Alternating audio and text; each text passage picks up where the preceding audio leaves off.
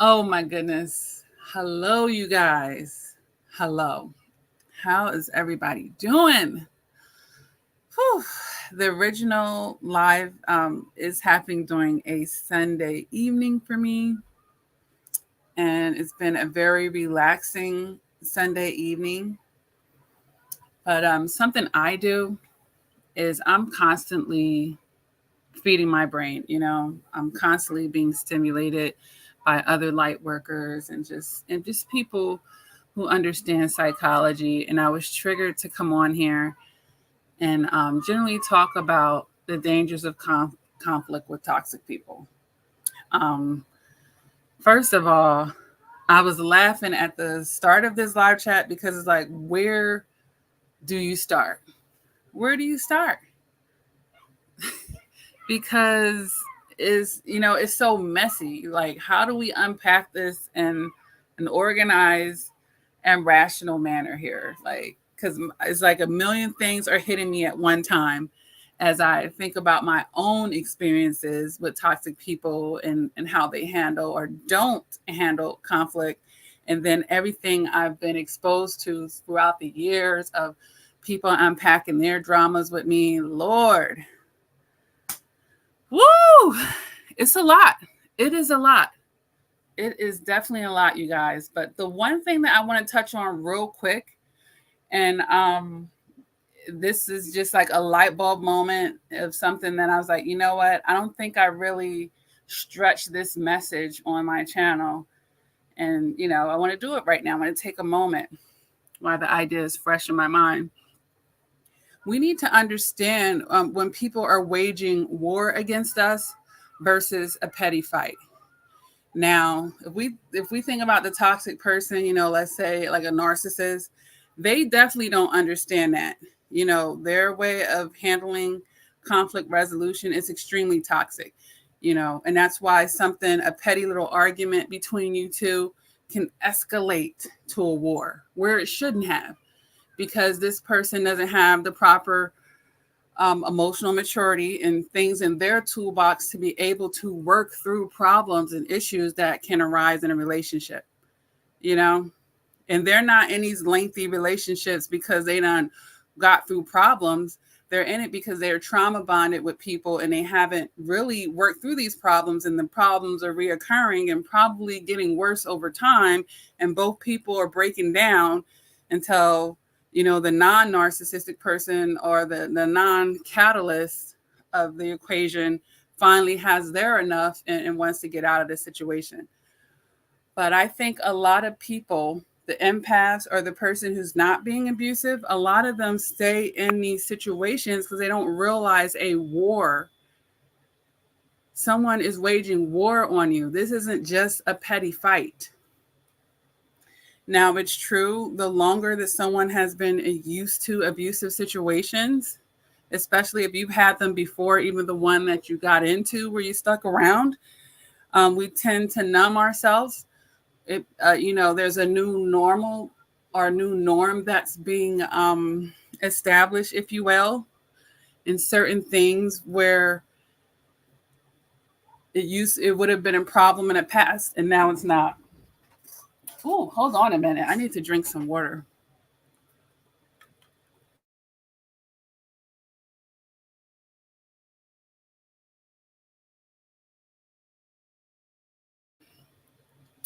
I don't know why my throat is dry, because it's not like I've been talking all day. Somebody don't want me to get this message out. Goodness. But I got my little TikTok cup, you guys. I'm fully prepared. But yeah, we have to know that a war is actually being waged on us so that we can act appropriately and not be treating this as something lesser than it is. This is how we end up getting blindsided, and the devastation and the collateral damage ends up becoming greater because we don't realize, wait, in the confinement or in the dynamics of a relationship, let's say a marriage or a very serious relationship, there are lines that shouldn't be getting crossed. There are lines that shouldn't be getting crossed. Now, we know when we deal with a toxic person or someone that's a narcissist, they don't understand boundaries. You know, they want to be enmeshed, they want to be codependent with you, and they're not understanding boundaries at all. But if both of you don't understand boundaries, you're both in a war. It's just that that toxic person knows that they're waging war, but to them, that's their comfort zone. You know, that's a way for them to defend themselves. That's the only way that they know how to defend themselves. Oh, you don't like something I did? Now it's a war.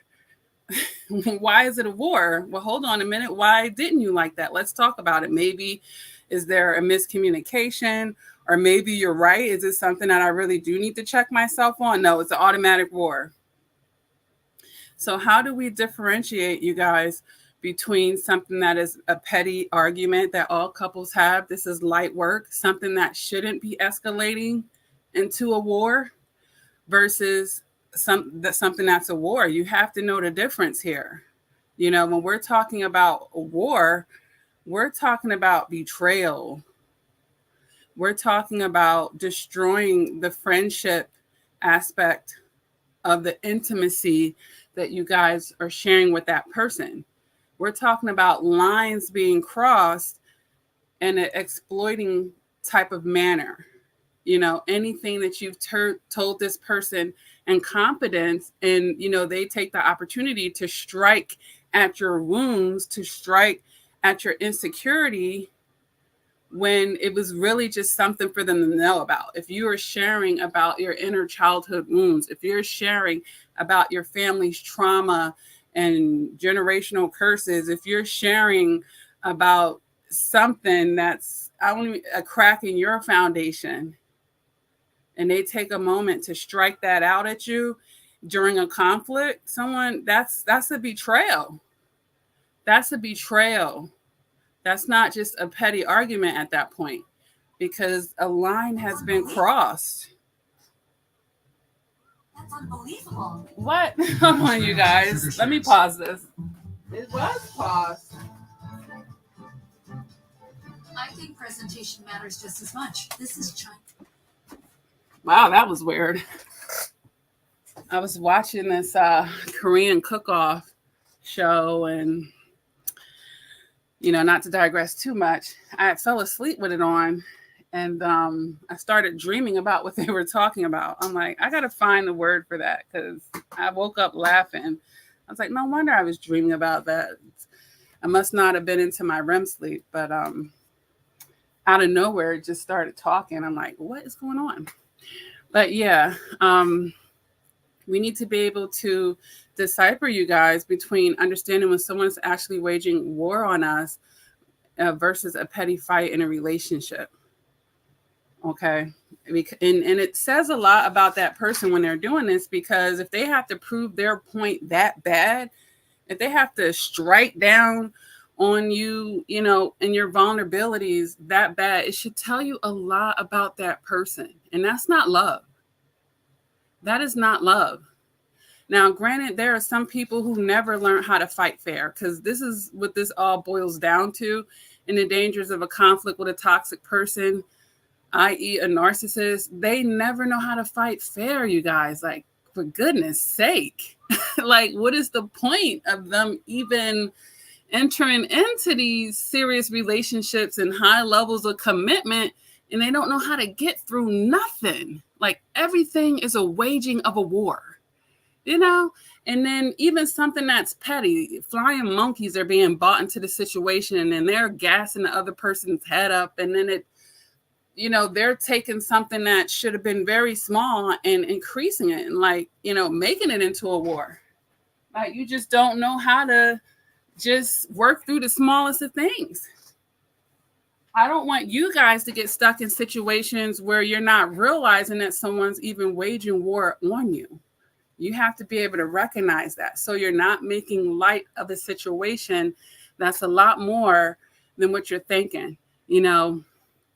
And I can admit, especially with a toxic person, they might start out doing little things and may seemingly start out as petty, but all the while they're waging a war on you, but they're just starting out slowly. You know, in a normal relationship, yes, it can just be We had a fight, we had a disagreement. But when it comes to a toxic person, a lot of times they're automatically waging war with you, but it's going to start out small. A little bit of a pushing of a button, a little bit of a pettiness.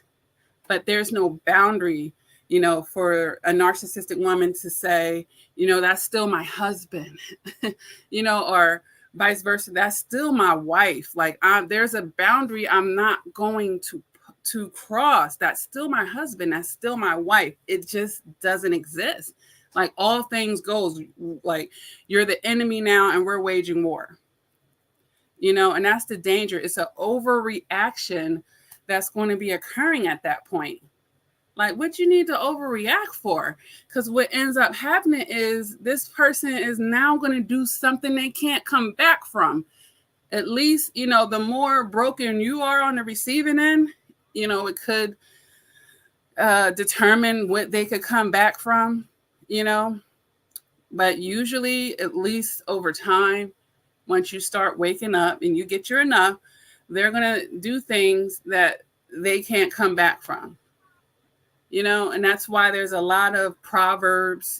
I'm sure you guys have heard it, where people say, don't make decisions while you're angry, walk away, calm down, then come back, like, be careful in those moments, especially in the confinement of these very intimate relationships.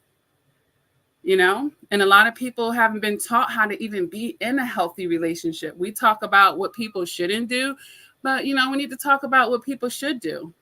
I'll make some content on that, you guys, because you need to know what a healthy relationship looks like, what type of stuff should be involved in that. But it's really sad, that's why we have so many divorces, because people don't know how to work through things. Well, first of all, people are getting married to the idea of marriage and not the person. Like, they're in love with being married, but the person could be interchangeable. Like, that's why I'll go marry you, divorce you, now I'm gonna marry you.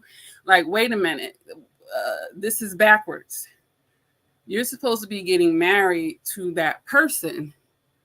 This is supposed to be a lifelong commitment to this person, per se. And now you guys are having a marriage, not I'm in love with marriage and we just changing out, So that's first of all. But secondly, the emotional maturity has not been done. The work on themselves haven't been done. So they're bringing a lot of toxicity and a lot of unhealedness, and no one's 100% healed from everything. But I always have a measuring stick, you guys, where we want to get healed to where it's not to your detriment. Where you're not going to be striking the cracks of somebody or just striking at somebody else's foundation, somebody else's core values that should never be striked at. Okay, you don't have to like the same ice cream that I like, but we both need to understand that respect needs to be present.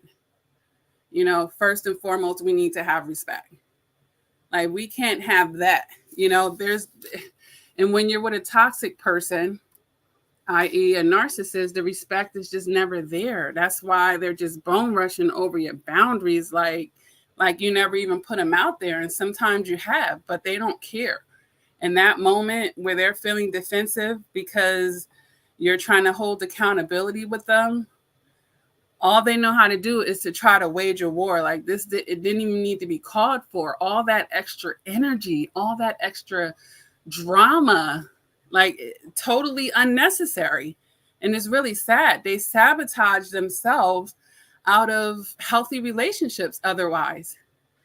Like, you escalated it to all of this. You burnt the bridge. You made it to where we can't come back from it. Did you have to do all of that?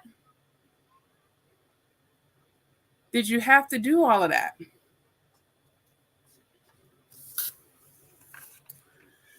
So, yeah, we're going to have to, the wisdom is lacking. But we can't, we're not trying to control other people. That's not what you're going to try to do. But you can control yourself.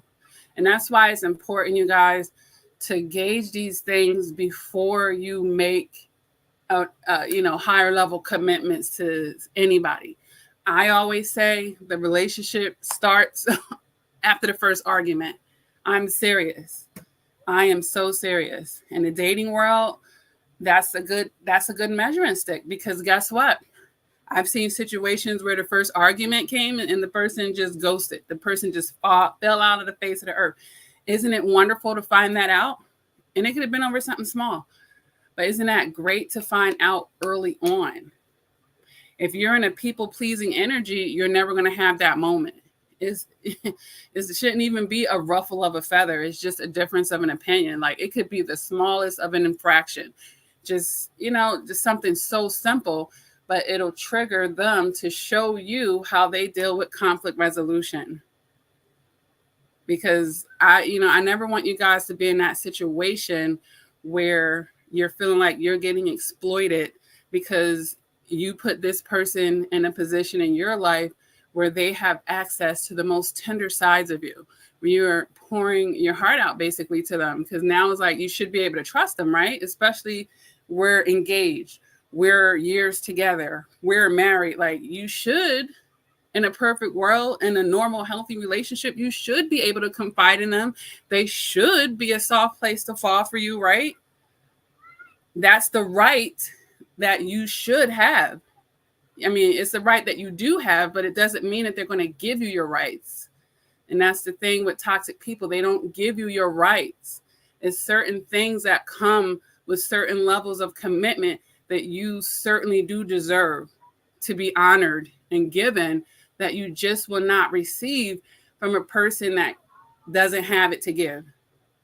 And that's why you can't even give them more than they can handle, you guys. Don't even put them in a position, no matter how much you cared about them, how much you love them, how much potential you see in this and that. Like, don't even give them more than they can handle. They can't hold it. It will be too much responsibility. At that point, you're giving a chunk of your heart into their hand, especially when we are choosing life partners and you're setting yourself up for either a lot of misery and disappointment, because you may be stubborn about it, like because you took it to marriage. You don't want to throw in a towel. So you'll stay on this merry-go-round for who knows how long. When you could just have the patience and understand that what's for you is for you. And when someone shows you they don't know how to work through stuff, that has to be one of the most serious red flags, because you have to be able to. How are you going to get 50 years? How are you going to get 1 year, honestly, with anybody when you don't know how to work through stuff? You could get the years, but what will those years feel like?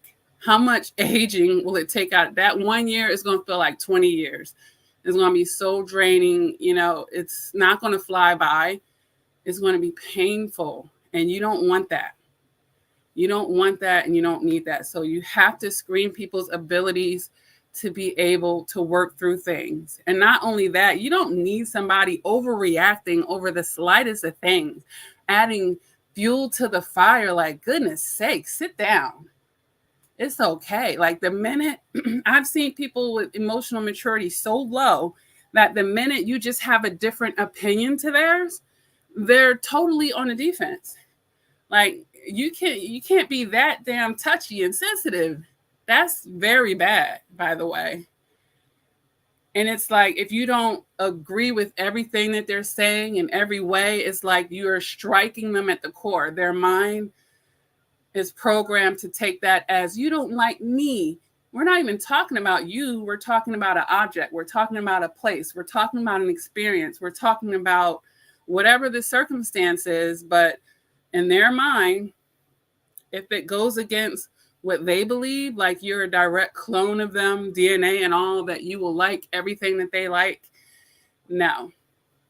They're going to take that as you're starting to wage war on to them, and they tell themselves these toxic stories, and then this is how stuff escalates from something that wasn't even a fight.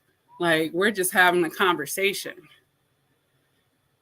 and it's like it goes in the air saying one thing and it comes out another way, because their brain is in the middle and it's trying to put more into the situation than it was, reading it wrong. And like, you're all the way in the left field, honey. Like, where did you get all of this from? And this is what's happening with these type of people. So pay attention, when you're when you're getting to know someone and you're just having conversations with them, if they're constantly misunderstanding you, right there is the beginning of it. If someone just doesn't even understand you and you feel like, wait a minute, I'm speaking clearly, I'm being very direct, but for some reason, most of the stuff, or too many times, I have to keep re-explaining it, or a simple conversation is turning into, you know, yeah, pay attention to stuff like that. Pay attention, because the dangers are you're going to be with someone that can be just argumentative at that point, you know, very argumentative. And some people get off on that. Some people enjoy it. Some toxic people, they feel like, that's all they've been around. So that's what they're bringing to their connection with you.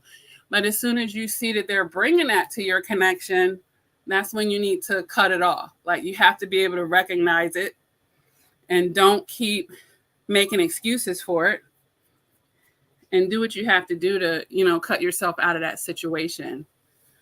But, fighting fair, it's just something that's never going to happen with them, because they don't know how to fight at all as far as fighting fair. They don't even understand what that should look like, and they're not interested in it. And if it's a narcissist that's not trying to take accountability anyway, you could forget about it. You could forget about it. But, that's their decision. That's their decision, you guys. Because you could forget about it, right? You could forget about the whole relationship with them. You can put them right. Okay, well, I thought you might have been a candidate, but, as I'm vetting this person, I see that they're not. And I can make the adjustment. And you'll be able to do that if you don't emotionally attach too prematurely. But it's really sad, it's really sad, you guys, when two people come together and they reach higher levels of commitment and they don't understand that they have to guard and protect that relationship, or if only one person is doing that and the other person is being reckless. Is being reckless.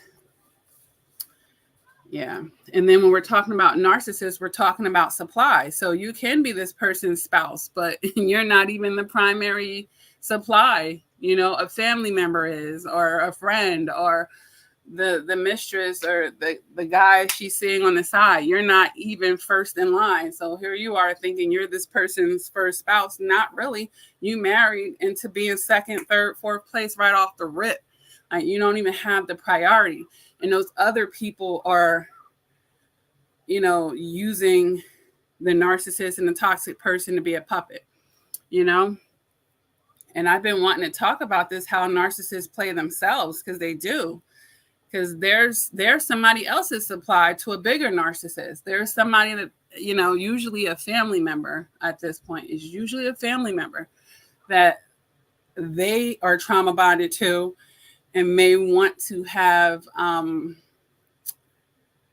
acceptance from, but they're going through cycles of abuse with that person, similar to what they're putting on you. And that narcissist never wants to see them happy or move on with anyone else, because then they're not being their supply. Like, a lot of times narcissists, they're getting played by a bigger narcissist too. And when you go into a serious relationship with them, you'll see it. You'll feel like the third wheel, like, wait, I thought I was the husband. I thought I was the wife. You're definitely not going to feel like it, because somebody else knows all your business and is in that narcissist's ear telling them what they should and shouldn't be doing. And they're listening. It's something that could have just been a petty disagreement. They're like, I don't know why you married this person. They're putting you down and they don't have the boundary. Wait, that's my husband. Wait a minute, that's my wife. You can't be talking about them like that. There's no sacredcy. There's no sacredcy with them. When you have these close relationships, man, there is no sacredcy. And it's really sad, because once, like I said, in a perfect world, when you have a certain type of relationship, you think you can confide in them, that, they could be your confidant.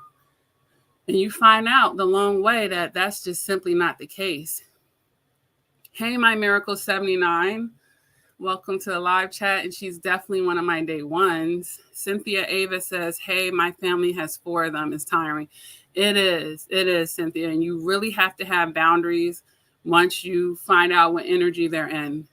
Knowing is half the battle. And then, like I said before, 10% what happened to you and what you know, and 90% how you react to it, you know. Cynthia says, my narc sister-in-law is so jealous of me having relationships with her brother and mom. By the way, all of them are narcs. Yeah. And then it might be, you know, on different degrees, each one. But yeah, right, because you're taking some of her supply. I don't know what the dynamics look like before your brother got with you, but I'm sure he has to dedicate energy to you now, and maybe that was the energy she was used to getting, because they're all energy vampires. Cynthia Ava says, I don't confide in them, but my daughter does, so it's tough. I sometimes have to watch what I say to my daughter. Yeah, I understand that too, and that's especially like something that people understand that have children with narcissists, or people that are narcissistic tendencies.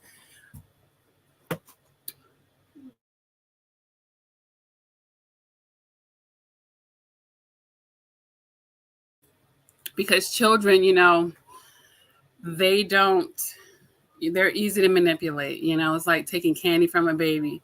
And that narcissist want to know what's going on in the house, or try to get the 411, and kids are innocent. Like, they'll go to school and tell your business to the teachers and stuff, you know, good and bad. And they don't always say it in a certain way. But yeah. But, you know, maybe you can have some conversations with your daughter about emotional maturity. Don't make it directly about her confiding to them exactly, but you could talk to her in a way where she can understand about sacredcy and what goes on in your house, and who she should be telling certain things, and, you know, a conversation on privacy and sacredcy, because everything isn't for everyone. You can even talk about it, about how people post stuff on Facebook that maybe they should keep private, and how some people are jealous when you tell them good news, and how people will use bad news to try to wish even more harm on you. Like, you could start having those type of conversations. I know I do, because, you know, I have twins that are 7, and they're little girls, and, you know, little girls generally like to talk. But emotional maturity is something you can start talking to your kids about early on. Just make it age appropriate so they can start understanding. You know, just don't make it direct to them, but she'll be able to, you know.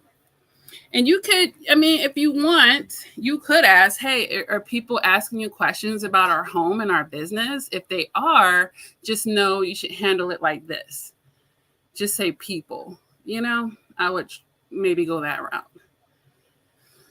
Yeah. So Cynthia Ava said, that's a good idea. Yeah. You got to, because people are nosy. And when they know that you have a boundary, who do you think the next line of defense is going to be, honey? They were like, well, I'll take their child out for ice cream, or I'll go bring them a gift and then have a sit down with them, you know, because it's true. It is kind of easy to earn a child's trust, especially if that child knows it's already a family member, right? It's not a stranger. And they're like, well, you know, auntie and uncle such and such is always giving me nice stuff. Yeah. And then some kids are just, most kids are blurters anyway. It's true. But you could start refining her in that way. I don't know how old she is. She said, my daughter has loose lips and always been a blabbermouth since she was little. Yeah. And some people are more than others. So that just, you know what? So you start training her now, because you definitely don't want her to go into her adulthood. And it'll start affecting her in her childhood too. It will. Because she'll start telling her friends or associates at school, thinking they're her friends, and then she's going to tell the wrong child, and that child, you know, will exploit her for that. So she needs to understand to think before she talks. And, Cynthia says she's 20. Oh, girl, yes. Have a talk with her. Have a talk with her, Cynthia Avid, right away. Right away. I'm up here like talking like I'm talking to the twins. She is grown. She says, I think she's learning. Okay, well, don't think, reinforce it because reinforce it. I'm going to tell you guys something. I have a child. He's 14, Nate Dog. And I'm into, I use a lot of stuff to help me out, but I study astrology, you guys, and he has something called a Sagittarius moon in his astrology chart. And I know that placement is a person with a big mouth. So I've worked with him throughout the years on just learning how to say yes, ma'am, to me. Say yes, ma'am. You don't have to have a rebuttal for everything that, I've trained him. He's getting better at it. And then I also just tell him about real world experiences. Sometimes saying that one more thing gets you in a situation you cannot get back from. Okay. Sometimes just saying that one more thing to the police officer, saying that one more thing to someone who has a little bit of authority, saying that one more thing in front of a judge that's going to make a decision over your case. Learn how to be quiet. You can still be right and be quiet. Like being right. Like when someone feels like, and he's learning because 14-year-olds, their minds are still growing. And the brain doesn't finish developing until 21, Cynthia. So yes, please still continue to talk to her. She's still developing in her mind, but I just try to teach him that, especially he's a black son. So I'm very on top of him about that, and learning when to just say yes or no. Like, don't tell people more than you have to tell them. Oversharing is a thing, so I'm working on my kids because I don't want them to be exploited. And it's certain things that I could say when I was a child, I was never told. But I don't want them to ever say I was never told. They might say I didn't listen, but my children won't say I was never told. They'll say I was hard-headed, I didn't listen, but now I wasn't told. They can't say that. I see that you said your daughter is a Sag rising. I'm a Sag rising too. And with that placement, people underestimate you a lot and they think that you're gullible. And it also can make you tall. Sag risings can be tall and exotic. It's a lot of things that come with that. She can attract all types of guys will want to, be next to her. And it's actually Jupiter that could give her a bottom. Oh, okay, Cynthia, you're a Sag rising too, so you understand the energy. Okay, you might have to be reiterating it with yourself. Okay. Beautiful Ones 876 says, you can get the years, but how many did you lose? Right. 1 year can feel like 20. Yes. Listening to this is education. Please, I'm imploring you.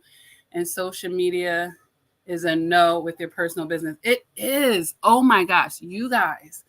I have really, on my personal accounts, and the main reason for me is because I know for a fact I have at least 2 evil eyers in my life. Like people, and it's a shame, you want to be able to share your blessings sometimes as to say, oh, I got a new car, or I got a new house, or I'm engaged, or I'm married, or I'm expecting a child. But honey, in 2024, you really have to be very careful about these type of things. If you are in a beginning of a pregnancy, honey, do not share it with nobody.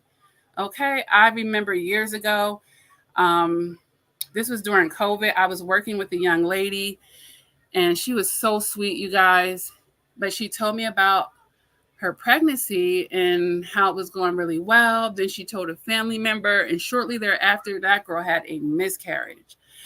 I was like, girl, yeah, I told her, I was like, whoa, I wouldn't tell anybody because she had told me she was pregnant again. I was like, ooh, do not tell anybody.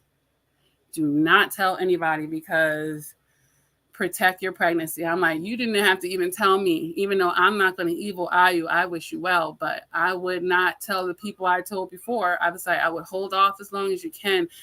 Unfortunately, you guys, people are very miserable in their own life, and people aren't happy for you the way that you think, especially if you have something that they don't have, and it may seem like something that you wouldn't think they would want, but honey, you would be surprised. Just protect it. You could post about a new relationship and how well it's doing. Somebody start evil eyeing that, and now you're arguing in your relationship. Somebody's sending negative energy. It's just better not to. A lot of my wins, I don't even broadcast them anymore because I know for a fact that people are evil eyeing me and that I have, some haters for sure. Cynthia Ava says, biggest mouth in the East. Yeah. But see, I have some Capricorn energy that that balances out that Sag energy. So I don't have the foot mouth syndrome 99.9%. Now, there's been that 0.01 time where I've done it, but nobody's perfect. Cynthia Ava says, great advice to your son. Yes, honey. I don't want to see them getting caught up, and I just be praying that they are listening when I tell them stuff, because I know, if the order of operations go correctly, one day I won't be around to tell them. So I tell them a million times today. Like, I've looked at their charts. I see the stuff that I'm like, look, if I was you, you really need to pay attention to this in life. I want to give them every advantage that I can. Cynthia Ava says, people don't know who I am. Right. They try to guess and they be getting it wrong and they be playing themselves. Right, Cynthia? But Jupiter is great to have in your first house because Jupiter blesses and expands at anything that it touches. So that's like giving you good luck through all the houses. Like, you're starting out with that. So that's really good. I've been studying astrology for 15 years. I should start an astrology channel because I'm very passionate about it. And it's been very helpful and eye-awakening to me. And honestly, even on a channel like this, I believe I made a video over 2 years ago where I suggested that survivors kind of, look into it, because some people are actually more prone to experience abusive relationships than others. And when I say prone, I'm just saying, like, the moment you were born, the way that those planets were born, it could make you more susceptible to things. But if you know it, that means you could be more discerning about it. Like, oh, I need to be extra discerning. I may not be able to trust as many people as the typical person can. I may have to be very mindful about the type of love interests that I choose.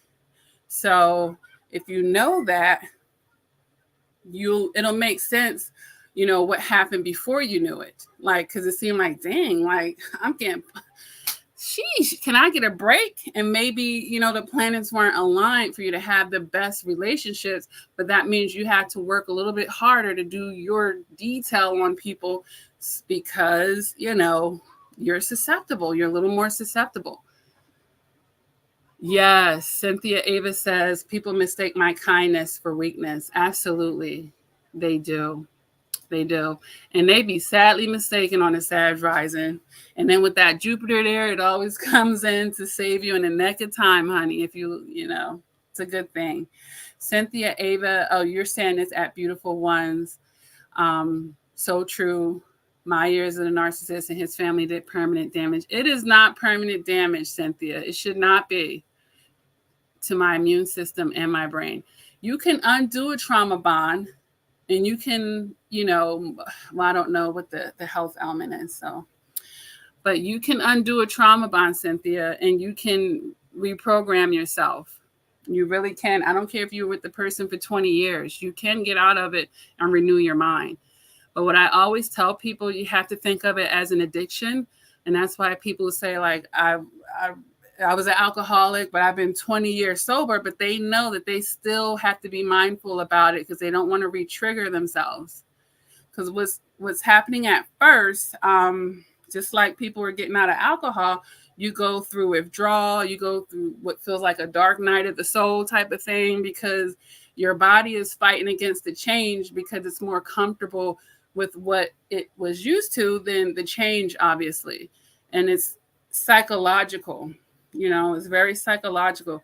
But the more that you create the new path that's not toxic, And the more you mow that lawn, right, is easily accessible. And the more the other side, which is the trauma bond, it starts to grow grass and it's harder to go down that path because you're more removed from it, but the path is always there. But you don't want to trigger yourself back into it.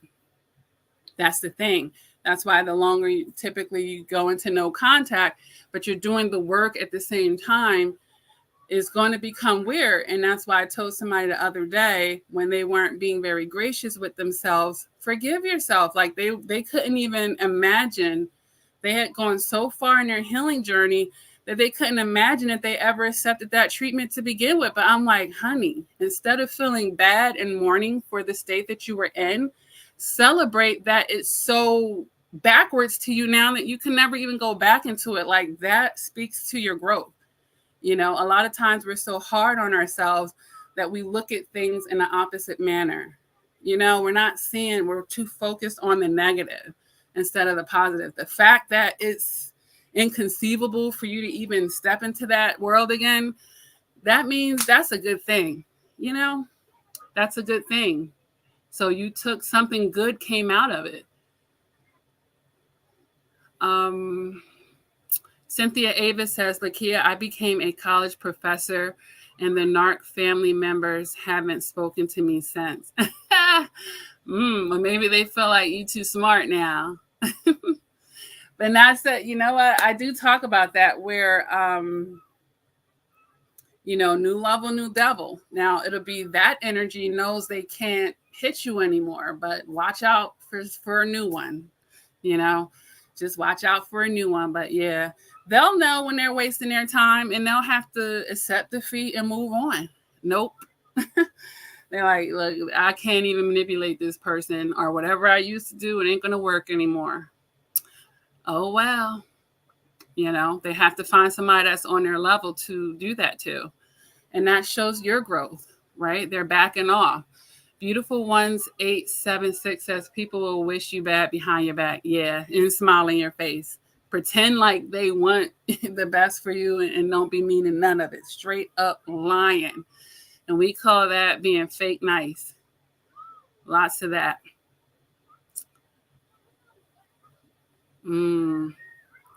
Yeah, Cynthia's talking about how their family or that side of the family wanted to destroy her and her child. That's horrible.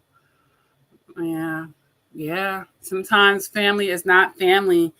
And if the person you're with is a narcissist and they came from that tree, okay, you got to think, you know, who else over there is, you know, sometimes the apple is not far. It is not far. So do not think they're your friends. You know, don't be naive like, oh, we're all one big happy family. Or you go to them and complain about the narcissist. They meeting up with the narcissist and they all shifting the blame on you. I'm serious. Beautiful Ones 876 is saying, I married a Sagittarius moon who talks too much. Yeah. And I've had to tell him, everyone is not your friend. You're not our friend, and we'll be trying to tear us apart. Yeah. And ain't they loud? Oh my goodness. Ain't they loud? I always, like my son, he just clap all out. I'm like, yo, and I'm a Sag rising. But the thing about your rising sign is it might be how you present, but it's not who you are. Your moon sign, that is who you are. Honey, I'm a Capricorn moon. I am not a Sag moon.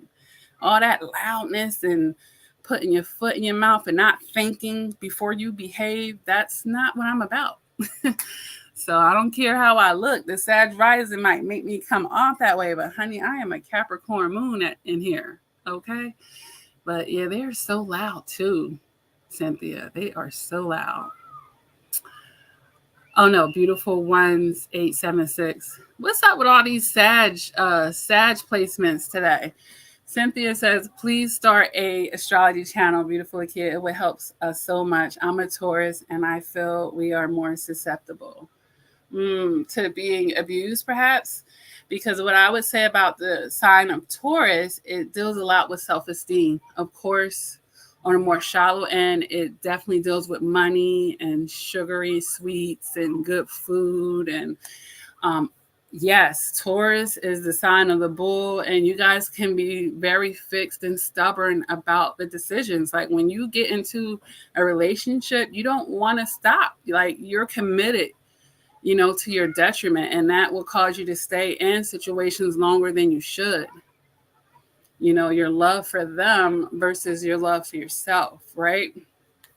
You're right. All the 12 signs have a light side and shadow side. So if you're operating more on the shadow side of that sign, then the less savory parts of a Taurus, yeah, that could definitely make you more susceptible. Yes, girl. Beautiful Ones 876 says, I came across this by the universe. I'm going through something I'm so twisted around and devastated on is paralyzing. Everything I heard thus far resonates deeply. Awesome. That's great. It's like a divine intervention. And anybody, we're all light workers. Not, I won't say we're all, honey, because we're not. But I'll just speak for myself. I'm definitely a light worker and I'm a vessel. So whenever I get pulled to make to talk on something, I definitely do it, even if it's just for that one person that needed to hear it. So that's good. I'm glad that it deeply resonates. And if this one is resonating with you, probably my last several uploads and up to 1,000 videos on here, beautiful ones, 876, feel free. But my last live chats kind of flow into this. I made one about being in your darkest moment, just to help you with that. And let me see. We've been talking about a lot of stuff that'll help you if you're going through, some things. And if you want to, and you don't mind other people, hearing a little bit right now, feel welcome to chat in here. And, I'll tell you what I can to help you on your situation. Cynthia Ava says, I understand. Yeah, that my channel has been helpful. And that's good. I really have, you guys. I've given coaching to people on every continent. Like I've really worked behind the scenes, and I have a chart of a person who does stuff behind the scenes. Like people don't really know about, how the things that I do to help other people is something that's kind of hidden. Some people are out on center stage in a certain way, but a lot of the things that I do is behind the scenes. I've helped a lot of people behind the scenes, and I'm okay with that. I'm not, I have an Aquarius South Node, so I don't really want to be on the front stage of stuff. I like being behind the scenes, but with a Leo North Node, I'm supposed to get out there more. I really am. I think with my next book, which will be the 5th book that I've written, you guys, is going to be an all-encompassing book on being a narcissist's worst nightmare. And I think that book will probably put me a lot more on center stage than I am right now, because I do plan on promoting it a lot and doing it in different languages, putting it on billboards. Honey, I'm going to, because I want to help this. It'll be like a legacy that I'm doing for the for this sector, and it's sharing my wisdom, everything that I've been saying in all of these thousands of videos, and just everything that I'm learning, I'm going to dump it into that book, because I really want to help people. Because I know what it feels like to experience narcissistic abuse in these toxic relationships, and it really is devastating. But if people can learn about it ahead of time, or if they get the proper help while they're in it, so that they can make better decisions to get out of it and actually heal, so that they don't go back into it with another person with a different name but the same energy, then we're going to be winning collectively, Beautiful Ones 876 says, the destruction feels permanent. It destroys someone from the inside out. How do I find me again, at least an incremental inch at a time? Right. So the first thing I would say to that is it feels permanent, but the key word is feel. Our feelings and our logic are not caught up when we get out of these situations. So we end up feeling worse than we were when we were in the situation, because now we're seeing things, the lens, those rosy colored glasses, and stuff is being revealed to us. So it's hurting us more. It's like, man, because it's always more than what meets the eyes with these people. You will find it out. And that's going to make you feel worse initially. But all you're doing at this point is seeing what you should have been seeing during a relationship, that was blinded from you for some reason. Maybe you were blinded by your own emotions, you were blinded by the box that you put this relationship in, or you just weren't even looking at the situation clearly anyway. You were focused on the right and it should have been on the left, you know. But yeah, it's just a feeling at this point. And no one's life is really over. If anything, is getting better because you've removed some poison out of your life. Now what you have to do is start detoxing yourself from the toxicity that you've been exposed to. And that comes with renewing your mind and doing that therapeutic work. And a channel like this can really help you do it. There's all types of topics. Click on a video that resonates with you and start listening to it. Take notes, like become a student of the healing process and incorporate it on your journey, and you're going to be okay. It's going to take a little bit of time. Don't make it personal, because when these people are abusing on you, it's more to do with what's going on inside of them. Yes, you can focus on in your self-awareness, well, why did I stick around? What made me choose to stay? And start unpacking that with yourself. And what can you do? What have you learned out of this situation so that you won't repeat a cycle? Start building up a support system so that you don't run back, because it gets so uncomfortable for some people. And then the narcissist comes back and love bombs them, and they end up wanting to believe in the hope that things are going to get better, and they go back, and then it's even worse. The love bomb phase is shorter. The trauma and the additional abuse, it hits them even harder. And then it's more collateral damage every time. So right now it's time for you to sit with yourself. How do you find yourself again? Start tapping into yourself again. It's having the self-awareness to say, well, how do I feel? And I know you may have to do something called compartmentalize if you have a career or you have other responsibilities in your life where you can't just succumb to all of these emotions, which you don't want to succumb to them. You want to acknowledge them and figure out what the trigger is, and also start to differentiate your voice from somebody else's voice. So let's say this person verbally abused you, said you were stupid, said you were ugly, said you would never have this and that, can't do this and that without them. For example, that's their voice. So when you hear that echoing in your mind, that's not your voice, that's their voice. And if something inside of you resonated with that due to low self-esteem, then that's another issue and something that you're going to have to be looking into as well.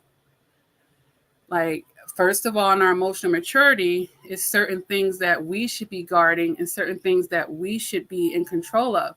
Now, if you came into the relationship with him already feeling those ways about yourself due to other prior relationships, even back to your childhood, now it's time to unpack this stuff, because enough becomes enough.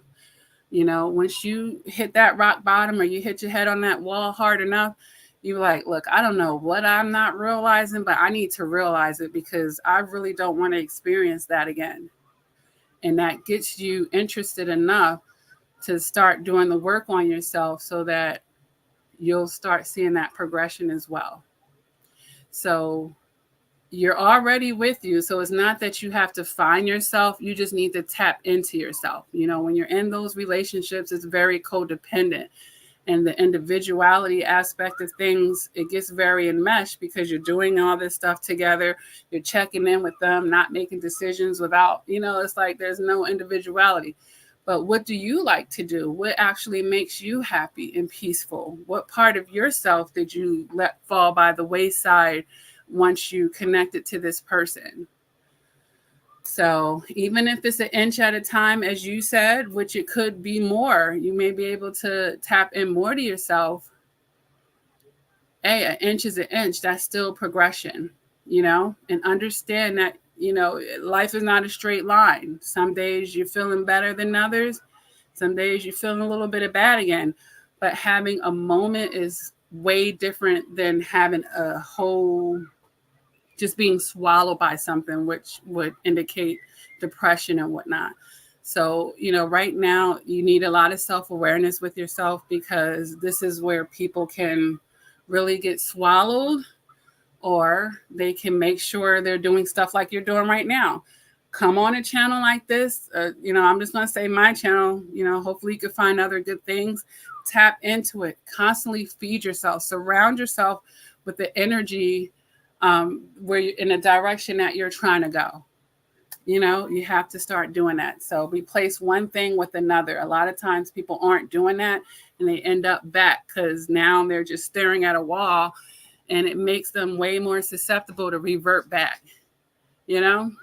So start replacing one behavior with another, and that's feeding your mind with healthy perspectives and increasing your emotional maturity, so that you start all of the stuff that's being revealed to you right now, you'll start seeing it in another way. I don't want you to take it in a worse way. At least you got out. You loved yourself this much that you at least stepped out of the situation now.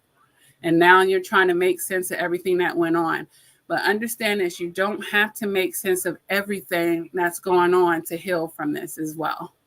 And you definitely don't need closure from them. That's the worst place to get the closure, because they're not trying to close it. They're just trying to have cycles of abuse with you. You have to get that closure. Meditating. I don't know if you have spirituality, honey, but this is a spiritual attack. It'd be a good time for you to get it if you don't, because God, I gotta just be honest, and I know some people don't believe in it like that. God got me through. He got me through narcissistic abusive relationships. He got me through that. And I realized that he was covering me. I mean, things were happening in those situations, but he never let it get to the end all be all. And he knew I was going to get out of it, and that I would be able to come back and each one teach one, and, use my pain to help other people get through theirs, So you're not the first one, and you won't be the last. But, honey, they're actually catalysts to the biggest healing and most beautiful come up and glow up that you can get in your life. If you really allow yourself to tap into yourself right now, and all the energy that you were pouring into that other person, this could be the most beautiful transformation that you have experienced yet. I'm telling you, because it's true. Like, sometimes in those worst moments, if you go back to that live chat that I told you about, the dark moments ones that I think I made about 3 days ago, it's going to be helpful to you, honey. A lot of times, if you allow it to be, will come the sunniest day. It will become the most beautiful thing. And then you won't even regret the experience, because you're going to see how it refined you and how it sharpened you and how you grew through that situation. So right now, we could get caught up in the details. This person did that. It really hurt my feelings and da da da da. And yes, because we're human. But, there's a big picture we can look at as well. A lot of times, initially, we're looking at the small picture, but there's some big picture things too. So you're going to start creating the proper boundaries as well, so that this person is not penetrating you, and energy like that is not going to penetrate you. And you're going to know that energy, because it's going to trigger you at first. If somebody else come with that energy, it's going to trigger you. You're not going to feel good. Honor that. But there's a lot of resources here. My email is down there, beautiful ones. CoachLakia@gmail.com. You're welcome to reach out to me. And, I come live on the channel all the time. If you hit the notification, though, you can talk to me right directly at those times. So you're going to be okay. You're definitely going to be okay. And I'm glad that God, sent you this way. Beautiful ones, 876 said, you just said it. I'm disappointed in myself that all my years of hard work went to hell. How didn't I see this happening over 10 years? Yeah, but you know what? Time is something that we can't get back, but it took you that time to build up your refinement to step out of the situation or to mature to get out of it. So it only went to hell if you stay in it. It didn't go to hell if you turn lemons to lemonade. It didn't go to hell if you finally, if them 10 years led you to do the work, like just think about it. Like for a lot of women and a lot of people through their 20s, it's just a lot of growing pain. And I don't know how old you are, nor am I telling you to have to disclose it. I'm giving an example. So was my 20s a waste because I had a lot of growing to do? No, absolutely not. I learned a lot through my 20s. Shoot, I learned a lot through my 30s. So, if it led to growth, if you can look back and say, I'm not that person, that was that version of you. You didn't see it because you didn't know any better yet. But now you do. So that shows elevation. It shows graduation. It shows promotion. So it wasn't a waste. It, to me, is only a waste when you didn't grow. That becomes the waste. When you're just stuck in that cycle forever. You give up on yourself or worse. That's when it becomes a waste. How are you going to be disappointed with yourself when you did the best that you could? Like some people, everyone's at different places on their journey, and maybe someone else didn't go through that in their 20s and somebody else did, but your journey is your journey. And if you didn't know something and you were pure heart and that was your best that you could do, how are you going to be disappointed at that? But now your best is better. Thank God for that, right? But if you did your best, that's all you could do. Like it's some people that, you get enlightened on stuff in life. You're like, man, I was really ignorant. You'll look back at it like, woof, I was ignorant. I thought I knew and I had a lot to learn. I didn't know as much as I did. I was moving out of a lot of ignorance. But that just means you have a lot of growth now and you're not that version of yourself. We shed a lot, but we're supposed to, right? We're supposed to. Beautiful Ones 876 says, he knows he can't hit me in any fashion and he is a diabolical now. Yeah, I don't recognize him after 10 years. Well, you meaning like he wasn't the person that you were when you first met him? Yeah, because they have on a mask and they're love bombing and right, to try to get you to think there's something that they're not. Cynthia Avis said, I'm an Aries moon. Oh, well, excuse me. I just felt a whole dash of energy. Aries moon, you don't play with people. So you're a Sag rising and an Aries moon? Girl, you're very independent minded. As a matter of fact, nobody can't be telling you nothing. Yeah, I don't think anybody trying to push over on you. And if they do, they're sadly mistaken, Aries moon. I know what your Mars is in, but that Aries moon don't be playing. But with that, you just have to worry about, and this is, I don't know you personally. So just balancing your masculine and feminine energy if you care about that. If you want, to be more feminine. So be mindful about that because the Aries moon, they gonna go get their man. So, yeah. And in temper, the temper. We're gonna watch the temper with the Aries moon. Okay, we're gonna watch the temper. Beautiful Ones 876 says, start a channel. I hear true talent here. Yeah. And it didn't come overnight, girl. I have studied astrology, like I said, for over 15 years. And I started out using myself, because I wanted to understand myself better. And I was like, if I do the channel, I might start by talking about my placements because it's easier. And then go from there.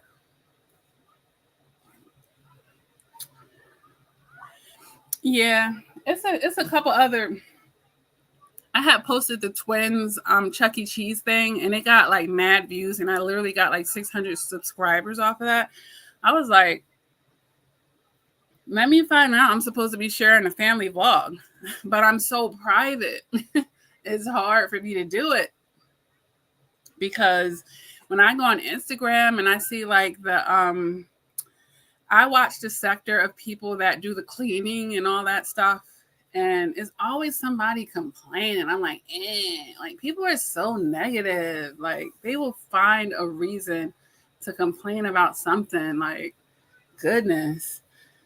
And that would annoy me. That really would annoy me. Cynthia Ava says, I don't like my moon sign at all.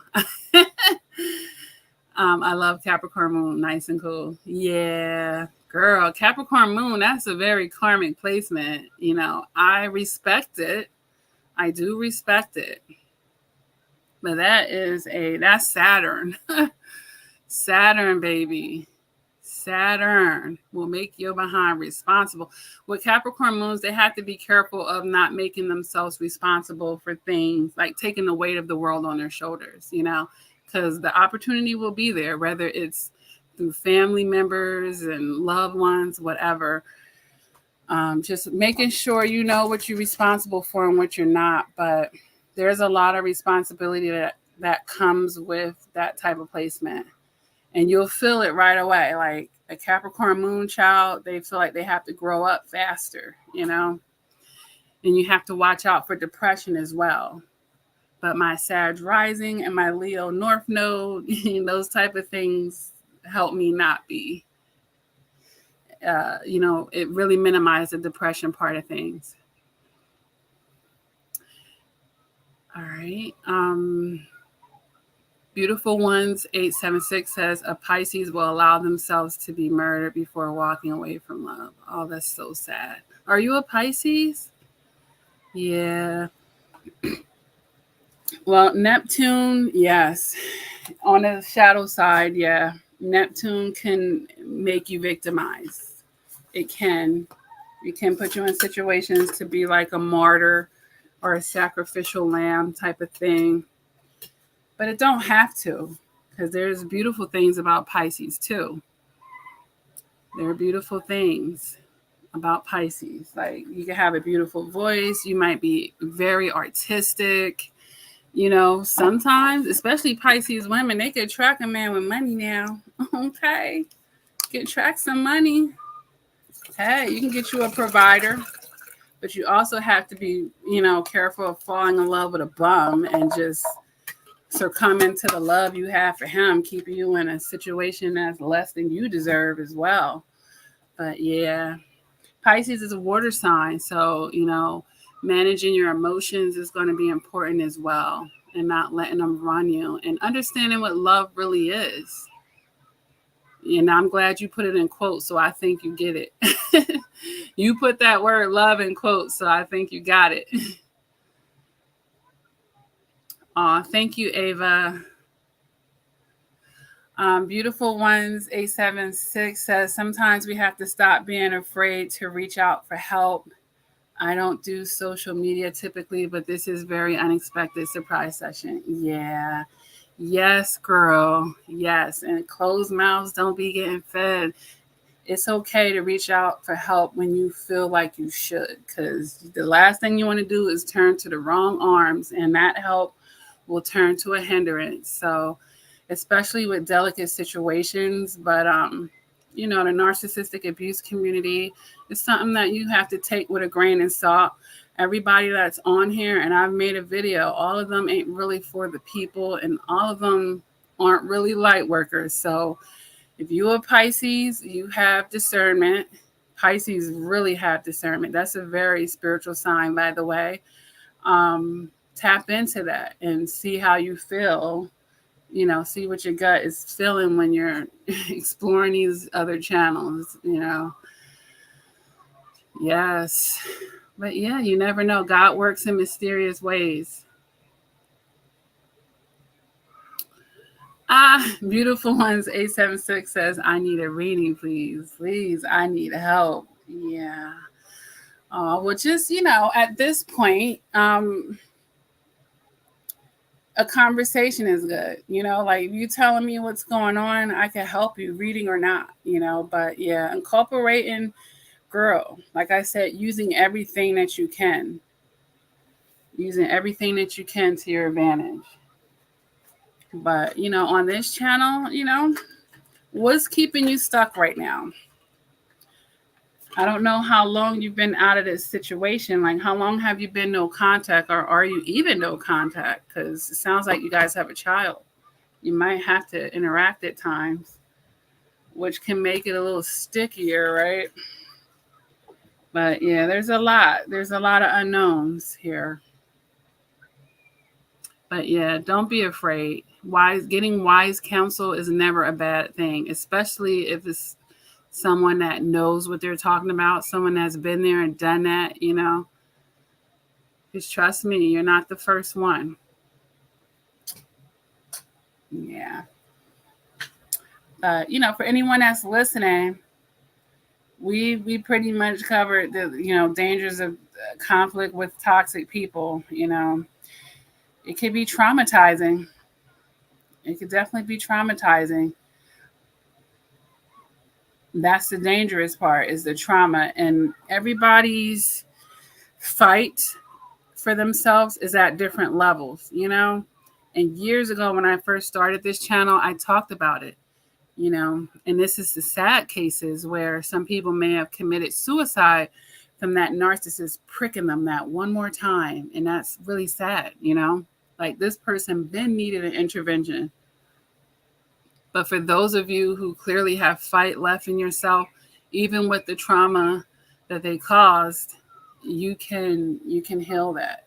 You can heal enough that it's not your detriment anyway.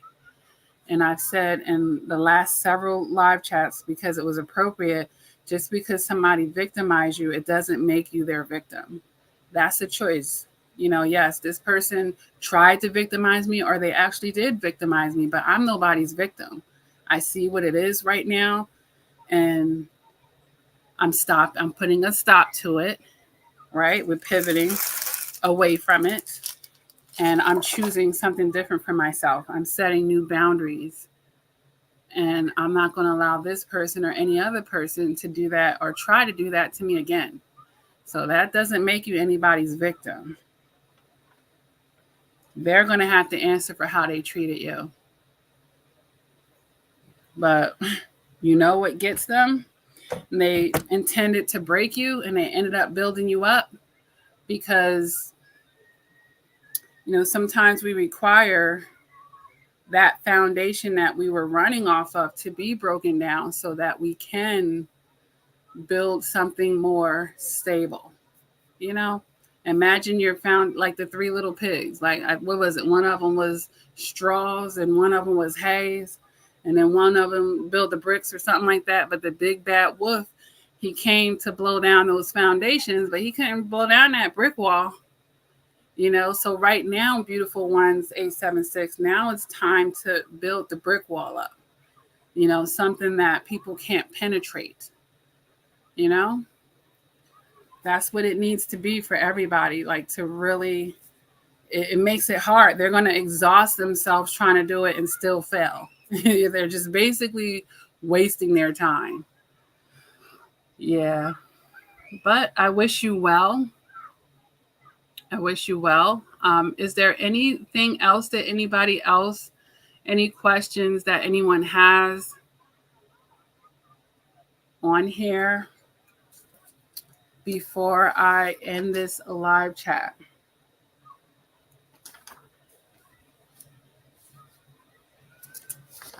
But yeah, it's just things that, like I said, watch how people deal with conflict early on. Try to figure this out early on. Early on. And don't be in denial. All right. All right, you guys. Keep loving yourself. Keep making these investments. And just as much as there's dangers with conflict and toxic people, it don't have to be dangerous. You build up your emotional maturity enough, you will intercept it before it can get dangerous, before it can even get off the ground, and you're out of there. Like, you start learning how to protect yourself. And with that Pisces energies, beautiful ones, 876, you have to learn how to protect yourself. Pisces has to learn how to protect themselves. Everybody does, but like I said, Some people more than others. Okay. And don't be that sacrificial lamb. But yeah, the more we can protect ourselves, we can avoid, we can escape, you know, we can minimize the impacts of these toxic people when they're trying to bring the conflict. All right.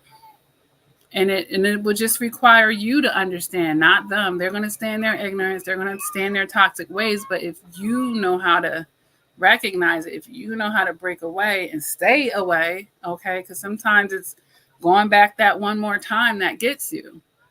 That one more time, like, no. All right.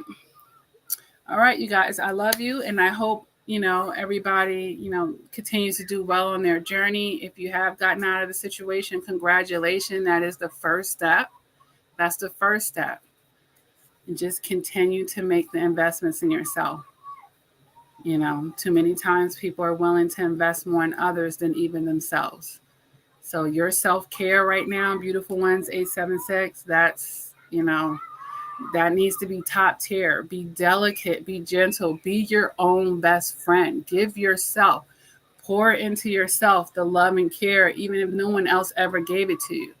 There were times where I had to learn how to reparent myself. And it's not necessarily, I lost my mother at 7. She passed away. She couldn't mother me anymore. She just, at least not in a 3D. She's been around spiritually for sure. She has been around, honey, like a little bit too much. I'm like, Mom, I don't want. Sometimes I'm like, I don't want you looking at me right now, But she is there. She has whatever she can do in the physical. She has been there, honey, and she confirms it all the time. She's very nosy, a little bit too nosy, I think. Mom, I'm gonna say that, a little bit too nosy about me. She smothers me, but I love it. I love it. I love it. And I take comfort in it. I know that I'm surrounded and that I'm protected. And that's the one thing, beautiful ones, 876. When you've experienced trauma like that and someone's been very evil and vile and ugly, it'll make you feel unloved and unprotected. But honey, don't be short-sighted. Now, a lot of times, and this is what even makes somebody attack you, they feel like you're not protected. I'll use myself for an example. I don't have a brother. I don't have a bunch of uncles, and, I have a lot of male energy around me. And I think in the past that has made, abusive people who are scoping out prey feel like, who's going to protect her? But guess what? There are things protecting me that narcissist's eyes can't see, and that includes God. Okay, now that protection can trump any protection that man can have, that a man is. You know what I mean? Because God knows the end to the beginning.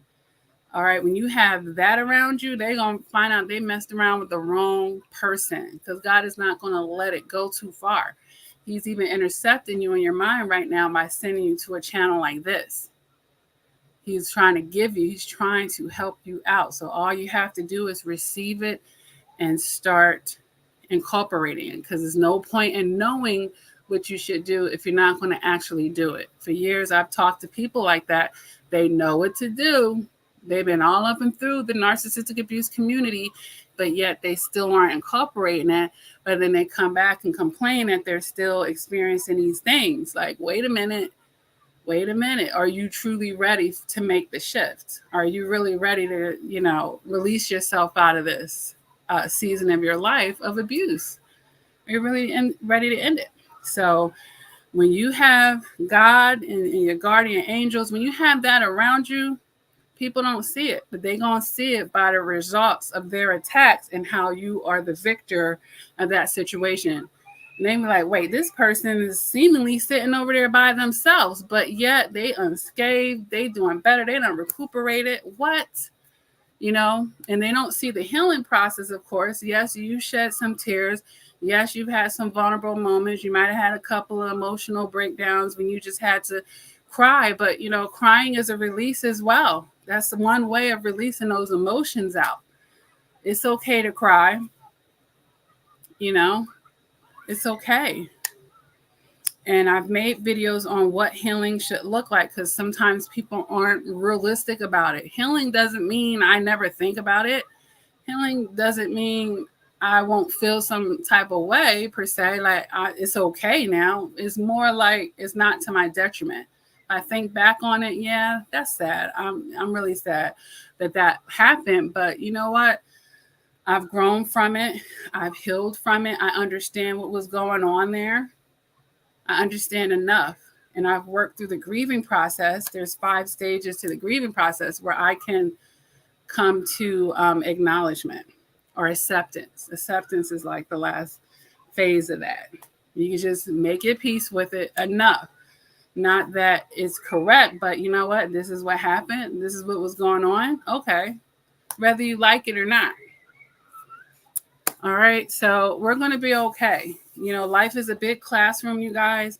We're down here to learn and grow and get refined. We're going to feel all the human experience, emotions that come with the human experience. You know, you're going to feel it. But like I've said, life is 10% what happened and 90% how you respond. So you can let this make you or break you. You know, you get to decide. You get to decide. So decide well, okay? Decide well, you guys. All right, take care. I will, I don't know when I'll be on again. I don't exactly have a schedule, but when I feel inclined to come on and speak to you guys again, I surely will. You can always email me. Let me put that on the screen. CoachLakia@gmail.com is right there on the screen. And you can always make a video suggestion if you feel like, I'm struggling with this. Can you make some content on this, or can you talk me through that? You can leave that under any video, or you can email me. All right, you guys, I'm here to help me. And I meant to help you. Sheesh. I'm here to help you with whatever I have to do. I'm being diligent to what I've been called to do. This is one of the ways that God has definitely uses me. So use me. All right, you guys, take care. I love you, and I will talk to you later.